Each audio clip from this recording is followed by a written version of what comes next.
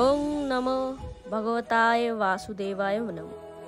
বন্ধুরা, আজ ইংরেজি ক্যালেন্ডার অনুযায়ী 20শে ফেব্রুয়ারি এবং বাংলা ক্যালেন্ডার অনুযায়ী 7ই ফাল্গুন অর্থাৎ মাঘ মাসের শুক্লপক্ষের তিথি। আজ অনেকেই ভৈমী বা জয়া একাদশী পালন করবেন এবং আমরা যারা একাদশী পালন করি অথবা কোনো রকমের ব্রত পালন করি তারা অবশ্যই জানি যে ব্রতকথা বিনা ব্রতর কিন্তু সম্পন্ন হয় না। দাপর যুগে একবার যুধিষ্ঠির শ্রীকৃষ্ণকে জিজ্ঞেস করেন যে, হে কৃষ্ণ, এমন কি কোনো ব্রত আছে যেই ব্রতে সমস্ত ফল লাভ হয় এবং সমস্ত রকমের পাপ থেকে মুক্তি পাওয়া যায়? তখন কৃষ্ণ বলেন যে, হে প্রিয়, শোনো, ভৈমী বা জয়া একাদশী মাঘ মাসের শুক্লপক্ষে যে একাদশী করা হয় সেই একাদশীতেই একমাত্র এই রকম ফল মেলে এবং এই একাদশীর কথা বা ব্রত কথাও বলতে পারেন।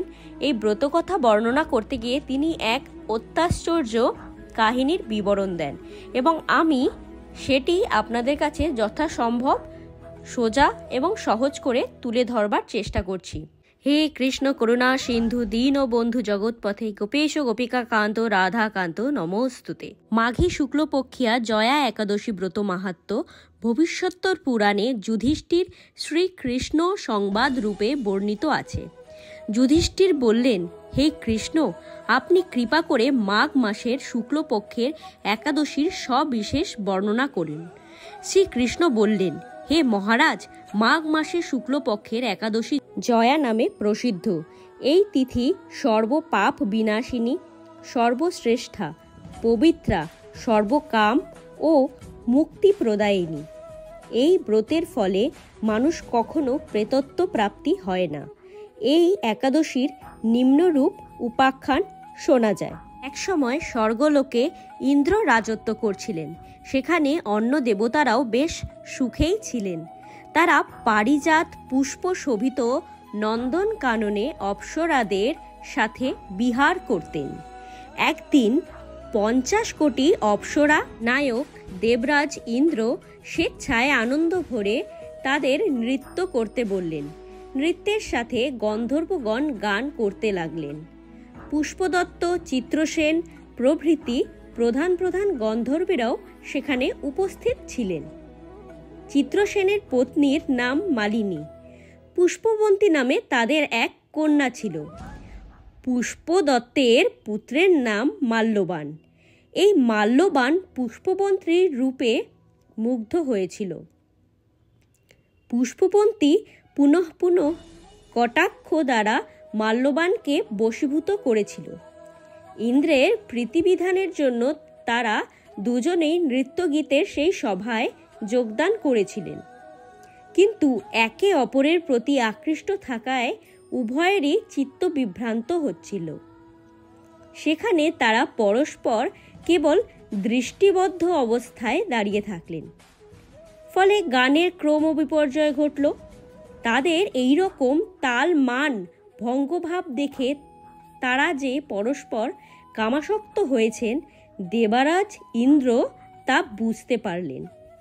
তখন তিনি ক্রোধবশে তাদের অভিশাপ দিলেন, রে মূঢ়, তোমরা আমার আজ্ঞা লঙ্ঘন করেছ, তোমাদের ধিক।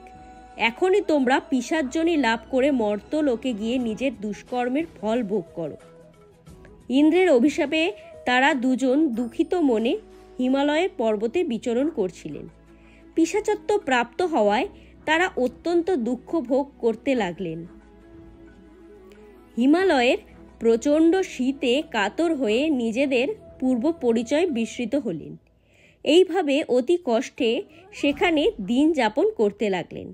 একদিন পিশাচ নিজ পত্নী পিশাচিকে বললেন, সামান্য মাত্র পাপ করিনি, অথচ নরক যন্ত্রণার মতো পিশাচত্ব প্রাপ্ত হয়েছি।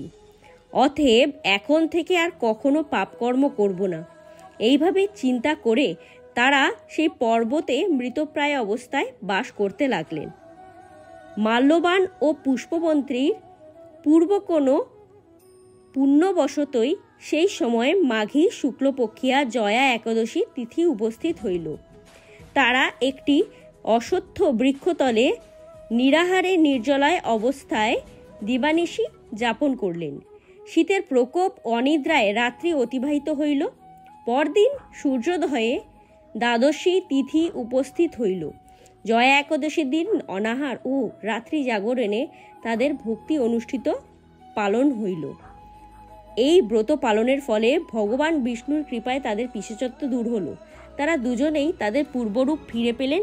তারপর তারা স্বর্গে ফিরে গেলেন। দেবরাজ তাদেরকে দেখে অত্যন্ত আশ্চর্য হলেন। তিনি জিজ্ঞাসা করলেন, কোন পুণ্য ফলে তোমাদের পিশাচত্ব দূর হইল? আমার অভিশাপ থেকে কে তোমাদের মুক্ত করল? মাল্যবান বললেন, হে প্রভু, ভগবান বাসুদেবের কৃপায় জয়া একাদশী ব্রতের পুণ্য প্রভাবে পিশাচত্ব দূর হয়েছে। তাদের কথা শুনে দেবরাজ ইন্দ্র বললেন, হে মাল্যবান, তোমরা এখন থেকে আবার অমৃত পান করো। একাদশী ব্রতে যারা আসক্ত এবং যারা কৃষ্ণ ভক্তি পরায়ণ তারা আমাদেরও পূজ্য বলে জানবে। এই দেবলোকে তুমি পুষ্পবন্তীর সাথে সুখে বাস করো। হে মহারাজ, এই জয়াব্রত ব্রহ্ম হত্যাজনিত পাপকেও বিনাশ করে। এই ব্রত পালনে সমস্ত প্রকার দানের ফল লাভ হয়। সকল যজ্ঞ ও তীর্থের পুণ্য ফল এই একাদশী প্রভাবে আপনা হতেই লাভ হয়। অবশেষে মহা আনন্দে অনন্তকাল বৈকুণ্ঠ বাস হয়। অতএব যারা আজকের দিনে একাদশী করতেও পারছেন না তাদের উদ্দেশ্যে বলি, যদি তারা একটি প্রদীপও ভগবানের সামনে রেখে ভগবানকে পুজো করেন তাতেও অনেকটাই ফল লাভ হয়। তো আমার এই কাহিনীটি এবং ব্রতকথা, এটি তো কাহিনী নয়, আসলে ব্রতকথা, এবং আমার ভ্লগিং চ্যানেল থাকা সত্ত্বেও আমি এই ব্রতকথাটি আপনাদের সাথে শেয়ার করলাম এই কারণেই যে এই ব্রত আমার বাড়িতে এবং শ্বশুরবাড়িতে সকলেই পালন করে এবং এই ব্রতের মাহাত্ম্যটা আমি যেহেতু জেনেছি তাই আমার মনে হলো আপনাদের সাথেও শেয়ার করাটা প্রয়োজনীয়। তো এই ব্রতকথা এবং এই ভিডিওটি আপনাদের যদি ভালো লেগে থাকে তাহলে অবশ্যই একটা লাইক এবং চ্যানেলটাকে সাবস্ক্রাইব করবেন, আর ভালো লেগে থাকলে বন্ধুদের সাথেও শেয়ার করবেন। জয় শ্রীকৃষ্ণ।